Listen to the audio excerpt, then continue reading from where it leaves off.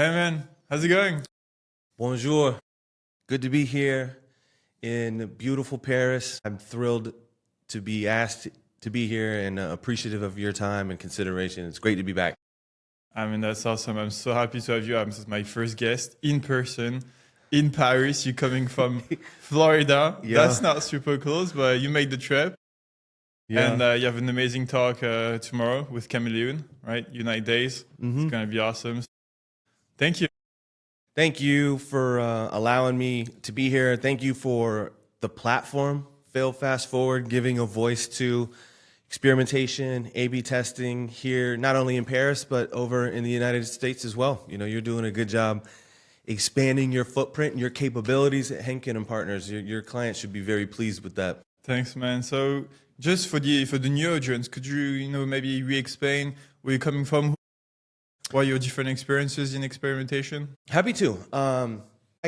My career did not start with A/B testing, right? It started in sales, got into digital marketing, email marketing, landing page, digital ads, trying to generate leads. That's really what I started was as a B2B marketer. So it was all about lead generation, cost of lead acquisition, right? We put out these ads in LinkedIn, in Google, and you pay money to get impressions and eyeballs on those ads, but those eyeballs and impressions ultimately wind up hopefully being clicks and lead forms being filled out. So I kind of started to tinker with which copy, which image maybe led itself to a little bit better of lead conversion rates. That's where I just kind of dipped my toes into the water there. Did you like it? I actually did like B2B marketing. Yeah. It was a little more, how do I say? It was a little more like hard copy. Hey, this is the savings that you'll get. This is why our company is great at doing this for your company. So it was like, it was harder. It was harder marketing though, because you're trying to get companies to use your product, and as you know, right, Henkin and Partners, you guys are B2B, Of course. At the end of the day, that's where it started, and then ultimately, I got going into A/B as a senior A/B testing analyst at Lowe's, which online e-commerce store popular in the States. That's where the curtain was pulled back, and you started to realize all of the nuances and intricacies and characteristics, nuances of A/B testing. I was fortunate to do that at Lowe's, based out of Charlotte, North Carolina, for a little over 3 years. Worked tests on homepage, category pages, product list pages, which I know something that last time we spoke, you mentioned one of the things you were working on was filters. And I'd love to talk more about that, because that's fascinating. And I think you even were leveraging AI to try and Yeah, we tried. and I'm sure that you did a good job. Did that at Lowe's for about 3 years. At the time, I met my now wife in Charlotte. She got a job in Florida, where we currently live, for the professional golf GA Tour, which had her to be local in the South Jacksonville, Ponte Vedra Beach area. So as a result, I went down there with her, knowing this is also mid-pandemic. I was still working for Lowe's. I knew I was going to have to kind of probably end my employment with Lowe's and find something else. I was fortunate then to have an opportunity to work for Microsoft as an experimentation program manager for Xbox. Did that remotely about a year and a half, and then ultimately wound my way to Ford Credit, where I am today. So it's been a wild ride, but it all started as a marketer. That's cool. Last time we talked about your transition from your first experience to Microsoft, which was a bit crazy, because obviously Microsoft is one of the most advanced programs in the world. Could you re-explain a little bit that transition? Yeah, so I think for me, what the challenge was as an A/B testing analyst at Lowe's, I was kind of, I hate to use the word like a ticket taker, but every test was a ticket, right? Yeah. And we kind of had to groom the make sure that the hypothesis made sense, make sure that we had tags, make sure that we had what we needed to kind of run. So I always kind of refer to it like I was in the weeds. I was in the weeds of every single test that I was either assigned to, or like I think we had a waterfall where as an intake would come in, you would get assigned it. The next one comes in, I get assigned it. Next one, Victory gets assigned it. You manage your ticket load, make sure that you can kind of work those tickets through the process of testing. And that was great because you learned a lot. Most companies work like that, right? I think so, yeah. You know, maybe depending on the size of the company, right? If you're an internal team, that's probably, and then even then, I think they talk about, okay, is it a center of excellence team where it's, or is it part of each individual product for an organization? So at Lowe's, in the weeds, move over to Microsoft, and it was less in the weeds and more at a higher level. How many tickets, how many hypotheses are getting created? How many tests are getting flighted? How many of those tests are being flighted, ported, and shared, and then ultimately decisioned on too? Because that's really the name of the game is are we making production changes based on these test results? So my goal at Microsoft was less, what's the KPI, what's the hypothesis, and more, are we meeting or exceeding our service level agreement for a test from kind of start to finish? Because at Microsoft, in my estimation, the product managers and the product teams, experimentation was like built in. It wasn't an afterthought or oh, do I have to test this? Like everything was tested, you know, so it was already part of their culture. And as a result, the volume was so high. Again, I was just working on Xbox, but that was Xbox.com, Xbox the console, Xbox the mobile app. And then I had colleagues that I worked with that covered Microsoft 365, Microsoft Surface, and I think that was it for us in our little area. That is super impressive. The question I'm wondering, so you mentioned product managers, etc. It's part of the culture to experiment at Microsoft. Why is that? How come it's part of the culture? Because in so many other companies, you know, if I think of Vencan, often my role is actually trying to convince people to experiment. How did you, is there like a secret that you can share with us, or is it just about hiring the right people from the start? I think it would be more so the latter. Either they hired product members, product teams, product managers that were already knowledgeable of what experimentation is and how it can be used, or they trained them and said, hey, if you're going to do anything on your product, wherever you're working on, M365, Outlook, Teams, Xbox, you know, we then need to teach you what experimentation is or why it is useful. I think, in addition to, we talked about it last time too, I think they built that EXP probably 15, maybe 20 years ago now, like when it maybe really kind of started. And it services all of their products, and it makes a lot of sense. So I think it really is more of like either like you're hired because you're knowledgeable of it, and maybe it's permeated its way into universities, like, you know, digital product management. Maybe that's a class. I don't know if it wasn't when I was in college, but if that is, that's great. You know, and then experimentation is even earlier, kind of getting to be a part of product and product management and product leaders. And you mentioned to me also before our conversation, all the tests were back-end tests.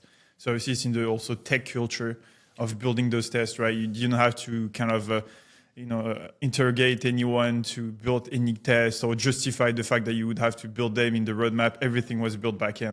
Yes, at least at Microsoft, there was probably a handful of tests that for whatever reason needed to be executed with, I think they at the time used Target.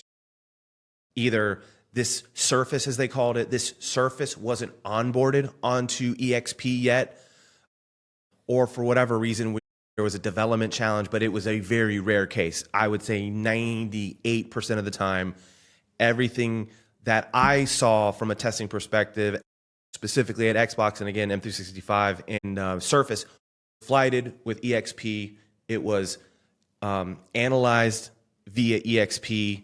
Everything. It was an all-in-one platform, which is interesting too, because I think the other software providers, most notably Chameleon, they're like, hey, we are an all-in-one platform, and I'm thrilled to see that there are organizations like Chameleon, Optimizely, that are perhaps taking a little market share away from the Adobe Targets of the world, from some of the larger providers. But as you have used both tools now, internal tools at Microsoft and also tools like Optimizely, and we'll talk about, do you see a big difference between those type of tools? Or do you feel like maybe the Optimizely and Chameleon are kind of going in the same direction as the tools, like you mentioned, EXP? I certainly think so. Even at Lowe's, they started to build out their own internal testing tool. And when I was there, it was starting to kind of get legs and had a very similar feel to that of an EXP, but notably not there yet. But in my estimation, for both Lowe's, their internal tool, and at Microsoft, the UI, the ability to set up a test was, I think, a little more IT intensive, certainly compared to that of the Chameleons and Optimizers and Targets for that matter. But I think it was also because they built it with, I think, really with the developer in mind, and not necessarily maybe a product or a business person. Like the developer could clearly understand, okay, I need to create my code that calls this value.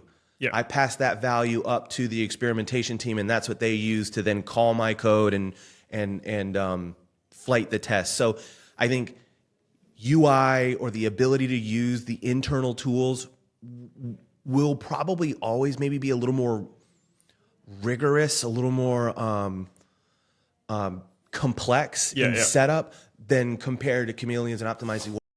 The UI is really very friendly. Of course. And you also mentioned to me before a scorecard. That's how you would analyze actually the test.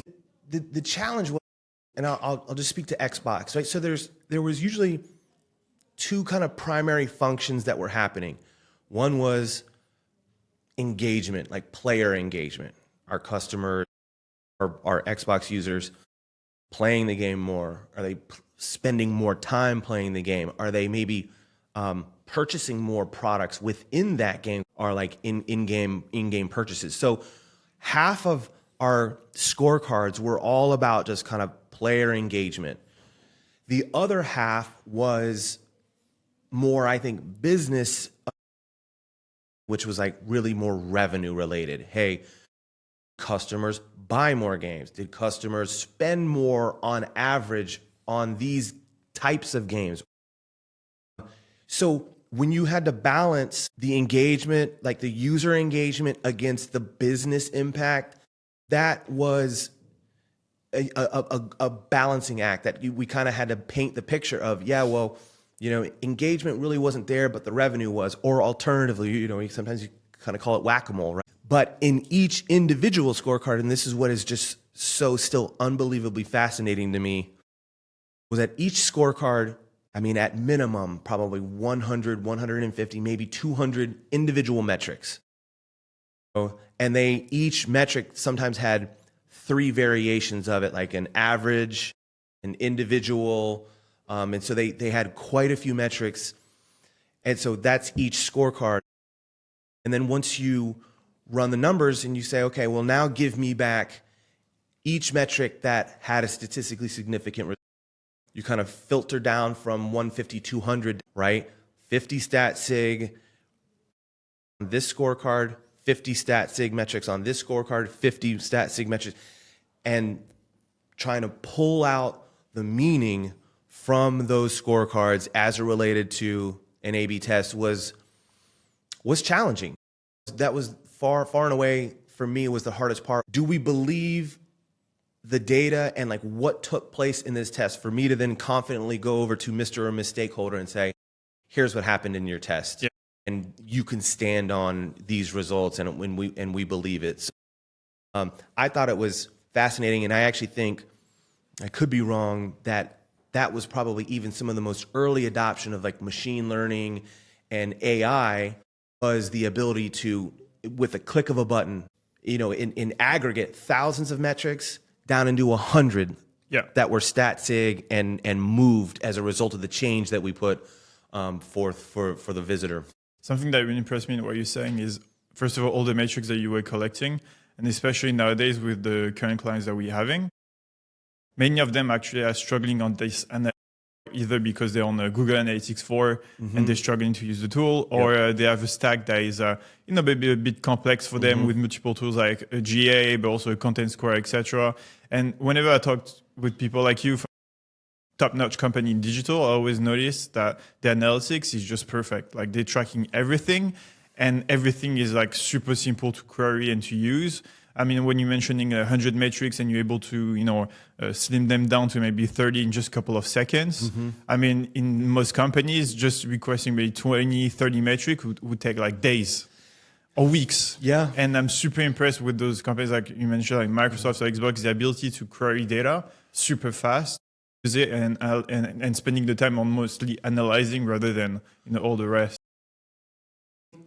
It kind of, I think, analytics / tagging, I think, is it sometimes referred to at Microsoft. They use terminology called telemetry, which is descriptive, and it's just, hey, is the telemetry there for us to use to then measure against, right? I think, to your point, most websites, page views, bounce rates, click rates, add to carts, purchases, maybe scroll depth. There's quite a few, I think, metrics that you can almost always rely on for an A/B test. But when you get into product, then there are maybe some different nuances to what a page view is compared to an impression. But at the end of the day, we as experimenters, we are nothing without tagging and analytics. I could split traffic on your page and tell you, we had a 50-50 split and you had 100,000 people in control and 100,000 people in treatment.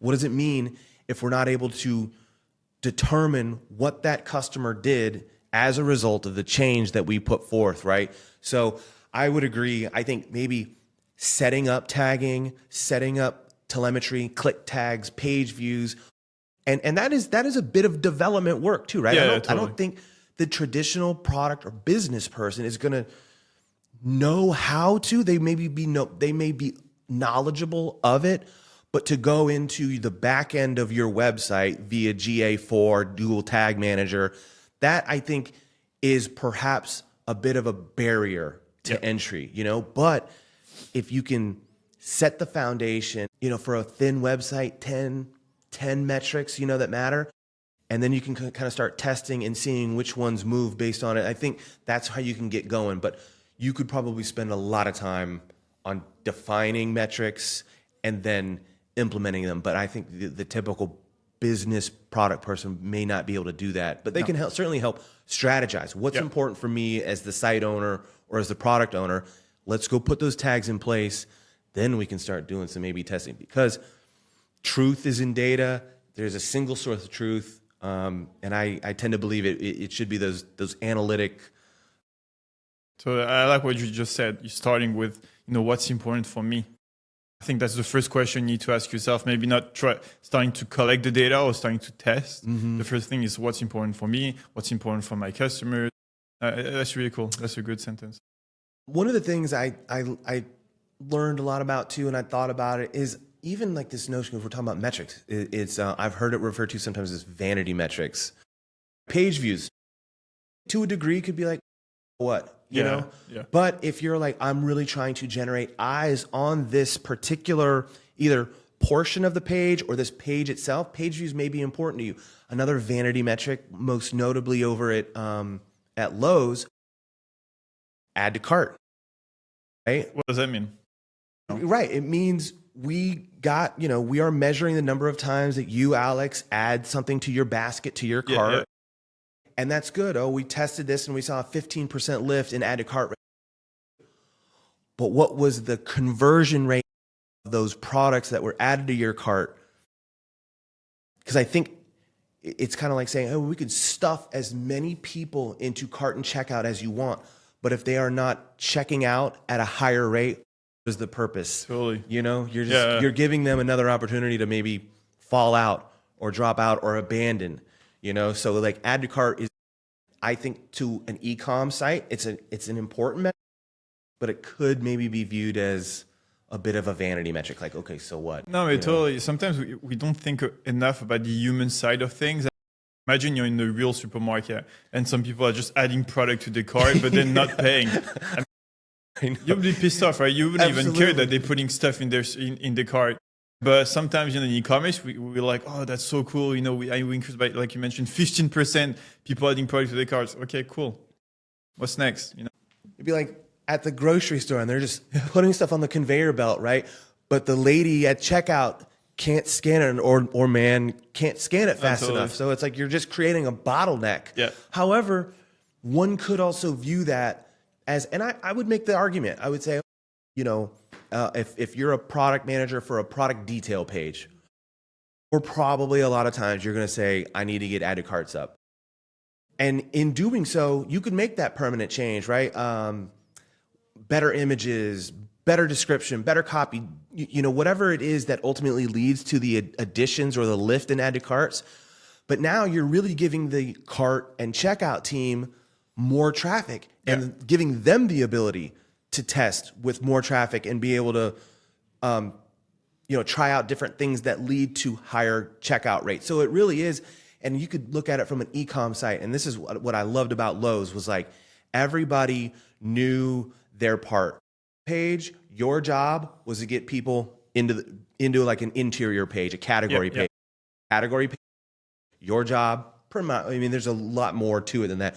You want to get them into list pages, lists of product, list managers. You want to get them into product detail pages, product people, So it was like a beautiful kind of, and if everybody kind of did their job and say, hey, I'm getting people to the next step of the purchase process, 1% increase, a 5% increase, it's good for the business.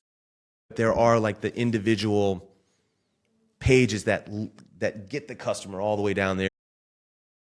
I think it's all good, but metrics and truth in data starts and ends there.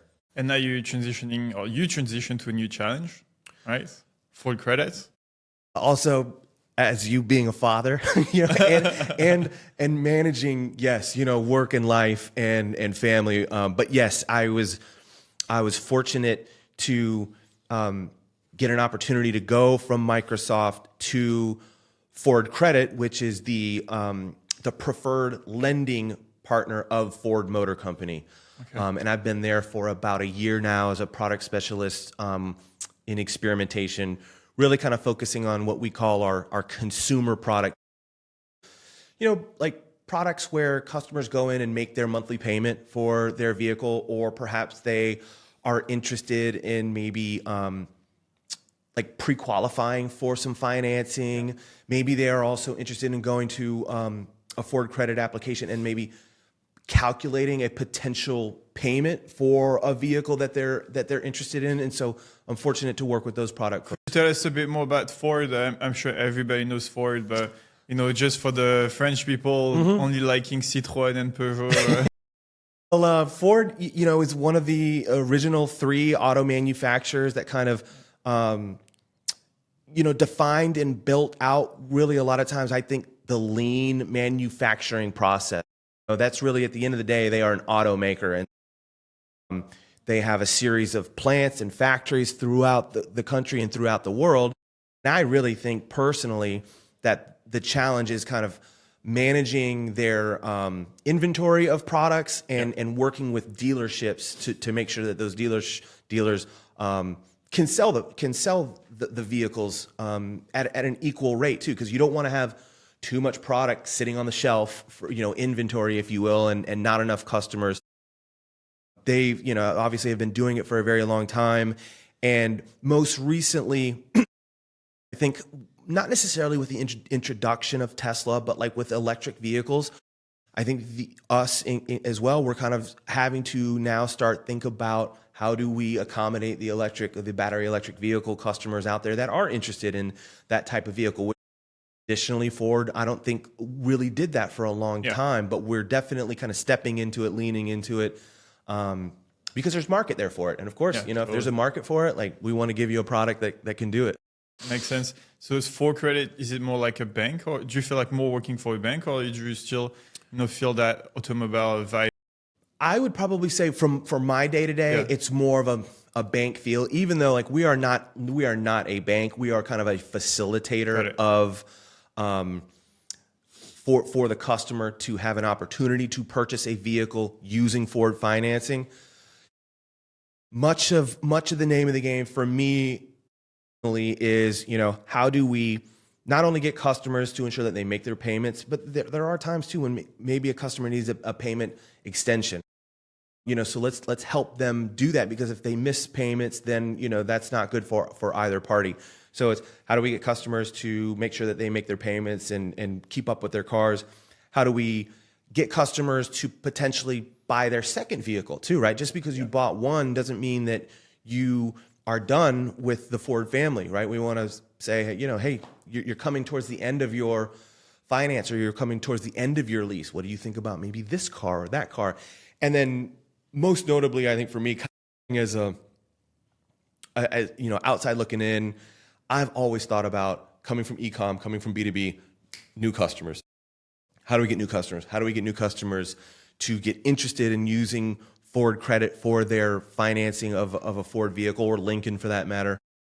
So those are the three kind of areas that I focus on, is like getting customers make their payments, getting customers to be a repeat customer, and net new customers.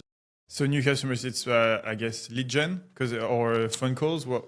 You could definitely consider it like lead gen, like net new, right? But even sometimes in what we call like an account space or an authenticated customer, we still maybe want to give them the opportunity to either like refer a new customer too, maybe we can give you like a deal or something on your current car or your current financing terms. So there's a couple different ways to get into the fold at Credit. But most notably, we kind of try and get them pre-qualified, which is effectively a lead for them. Nice. And so how's the digital team over there? What does it look like? They are wonderful. I mean, honestly, Ford Credit is a family oriented, and I can say that with confidence. And that was definitely a little bit of a mentality shift from being at Microsoft. So at Credit, everyone is once again coming towards the same goal, which is again, getting customers to make their payments, getting customers into the seat of a new Ford or Lincoln vehicle. But I also think, and why I'm thrilled to be there, is we're also starting to mature as a product organization.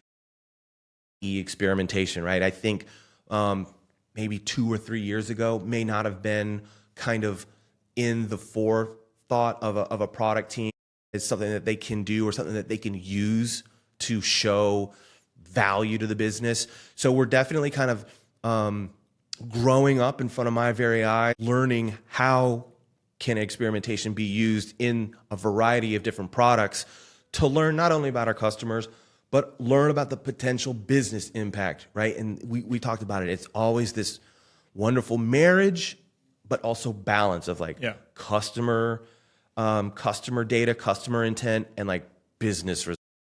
What does that mean? So that's the challenge right now, I think, is just kind of like making sure that we find something that suits both and not just, oh, well, this is good for the business, but it's a bad customer experience. It's like, it's a fine line there.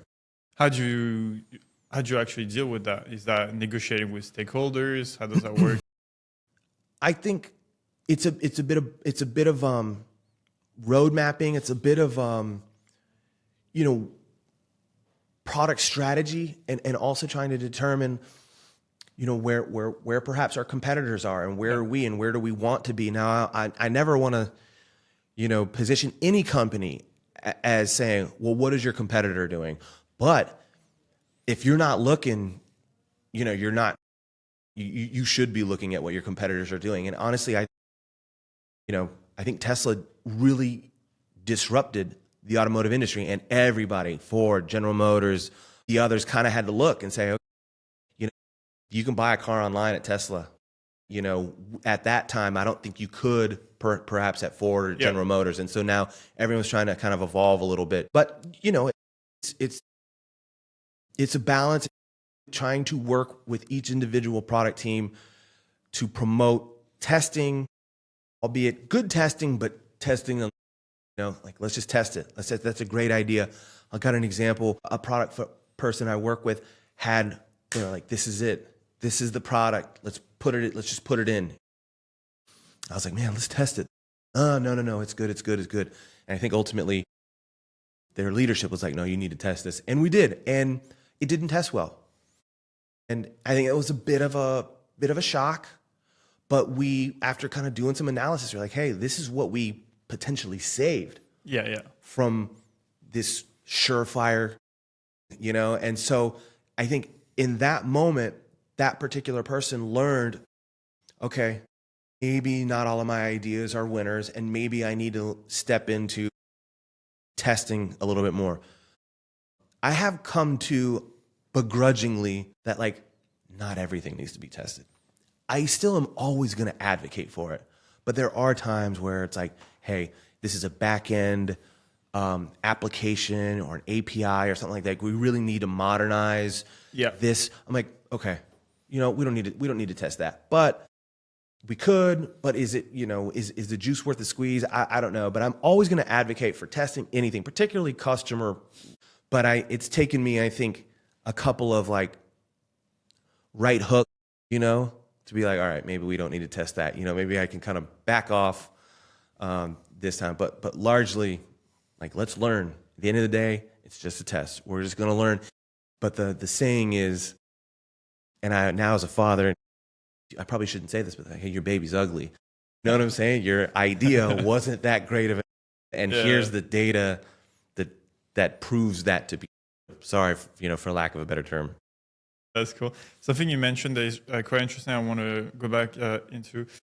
You know, you're in industry, so Ford, so automobile, that has been revolutionized obviously by Tesla. There's so many industries like this that have been transformed, or, you know, the same way. You know, if I think of hospitality with companies like Airbnbs, etc., you know, they come in and they have completely new concept, and then the strategy, Booking.com, Expedia, and sometimes you just want to copy them.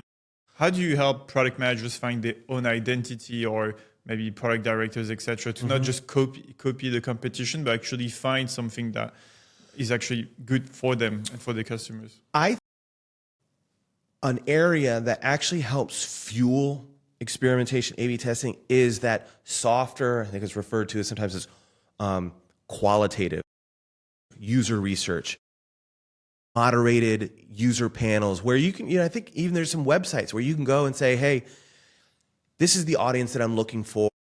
And in my case, user testing, right? Yeah, would be interested in perhaps buying a vehicle in the next year, 2 years or something like let's pull down 10, 15, 20 of them, throw them some questions, and you can kind of compile those questions and find themes to it. You know, oh, well, I'm interested, but I don't want to go talk to a banker. I don't want to go talk to a dealer until I'm really ready. Okay, let's learn from that and then use that to perhaps fuel hypothesis generation and ideas, and maybe even product ideas.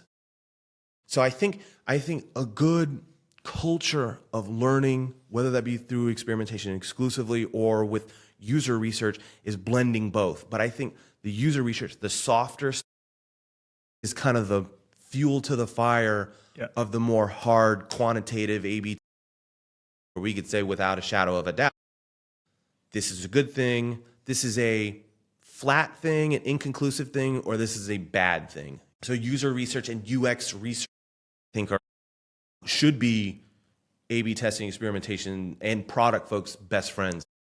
How was the transition from Microsoft to Ford? Was it? I mean, for example, at Ford, do you work remotely, or do you? What was the rhythm?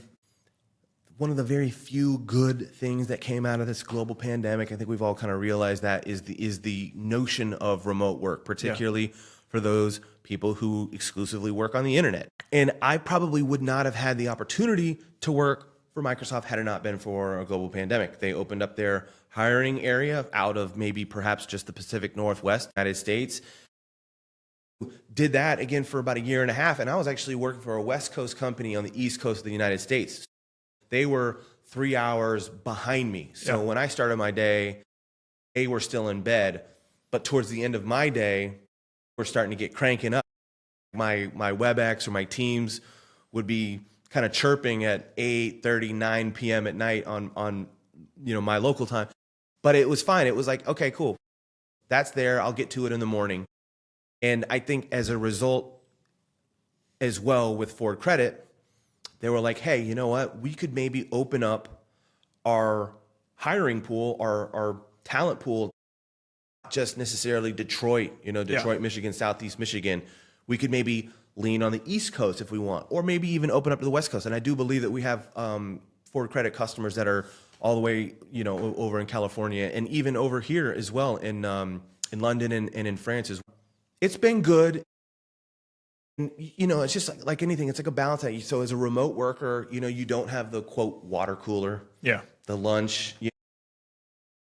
And I think at times you do miss a little bit of those personal relationships. However, I think it's important if you are a remote worker and if your team is remote, it's something that we do that I'm actually quite proud of, is I think monthly we'll have our quote happy hour, where it's not necessarily like, we're not like sitting there and having champagne or anything. We'll just get together and like play some online games, like Google Feud and categories, just to kind of like keep it light, keep it friendly and personal, because we get so, I don't know, maybe there's a distinction between US and French. We work so unbelievably hard every single day, every single test, I think we do need to like lighten up a little bit, but still keep the pedal down. But like, we're all in this thing together. We want to see good tests. We want to see good product. We want to see happy customers.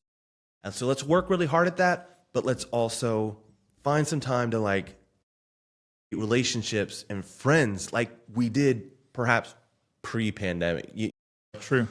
Where it would be easy to say, hey, we're going to go over here for lunch. You want to come? Okay, cool. Oh, we're going to go over here. We're going to go bowling or something like that. All right, cool.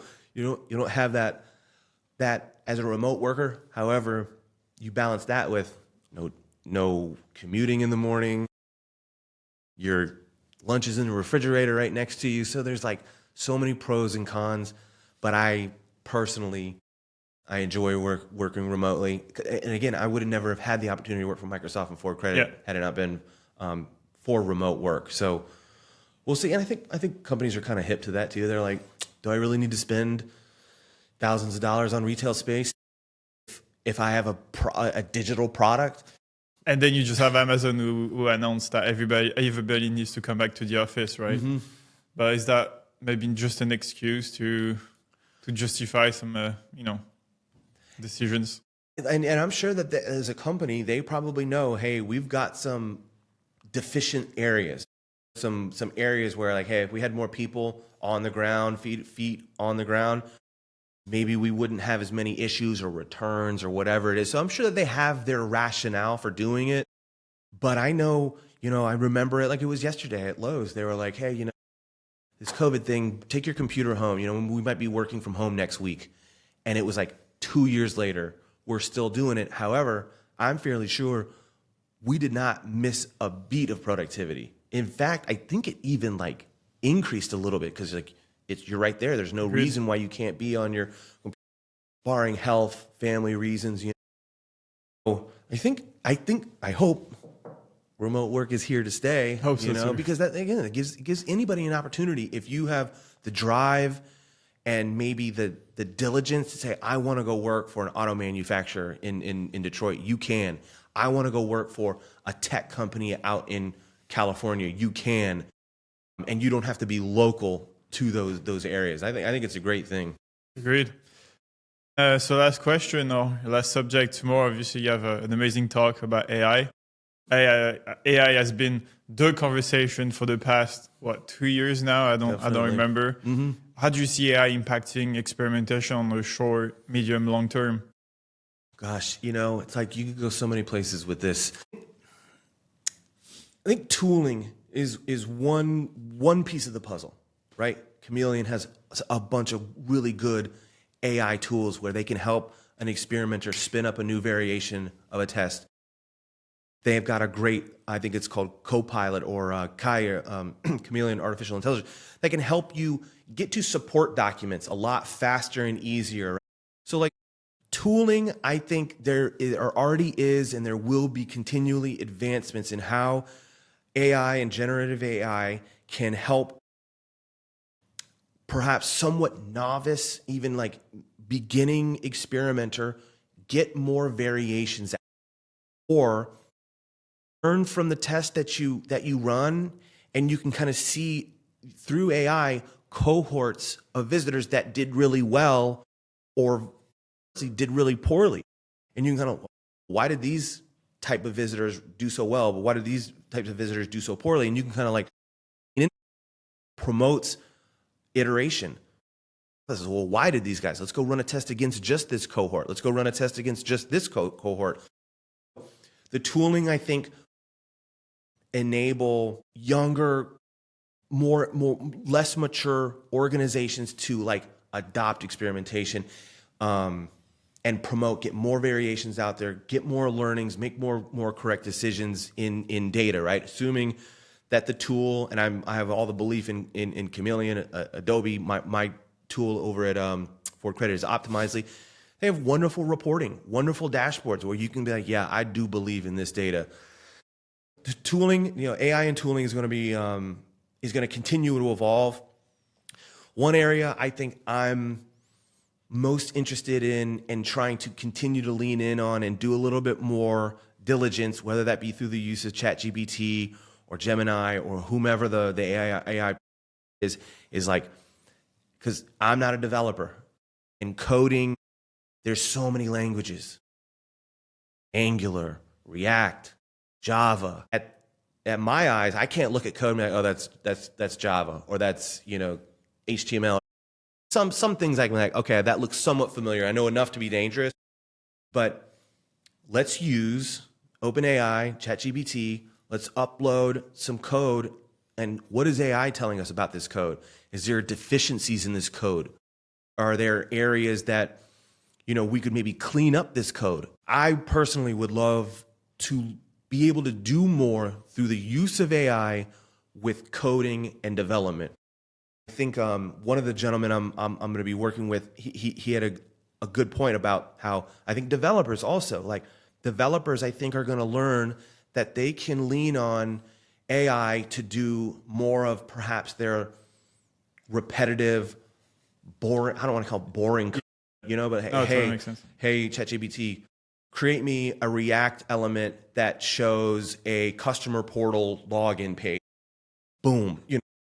What maybe would have taken he or she 2 or 3 days could be done now in milliseconds. That's wild to me. And then I think the last of the development, so there's tooling, development. Then I think just the last one, I think that we'll kind of get there will be like, as teams grow and you run more tests, you kind of start to categorize each test, and you kind of start, I call it like a library, and you put the book on the shelf that was this test. That shelf is dedicated to product pages.